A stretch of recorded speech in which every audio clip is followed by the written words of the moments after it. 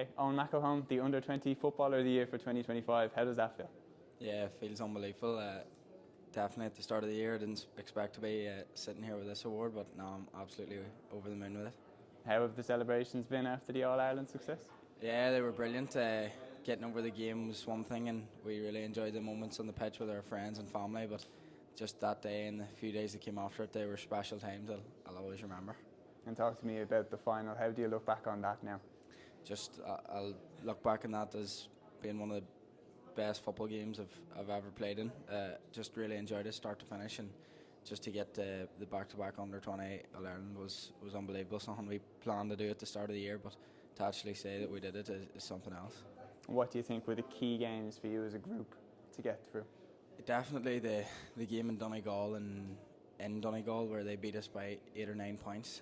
That was a real turning point in our season, as we knew that we had to get back to the training ground and work on a few things, and that was nearly an eye-opener towards us. We went in consistent thinking we'll just get over this Donegal game easily, and they showed us that wasn't going to happen. So that was really a turning point in our season. And the two other games were Derry in the semi-final and Donegal in the final again.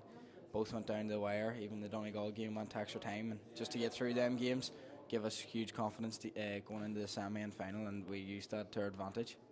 And then the final itself, I mean, up against a very good Louth team. Goals were obviously the standout from that game.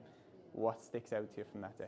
Yeah, Louth were very good, and we knew that. We prepared for them very well, but in the first half they really gave it to us. They won a lot of our kickouts and a lot of their own kickouts, and might have had 60-70% of possession.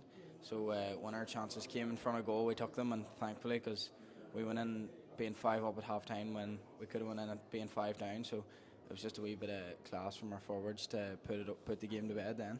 And will you allow yourself to celebrate this Under-20 Footballer of the Year award, or is it back to business with the Tyrone seniors? Yeah, back to just up here to collect it and back to business with the seniors with a big game coming at the weekend.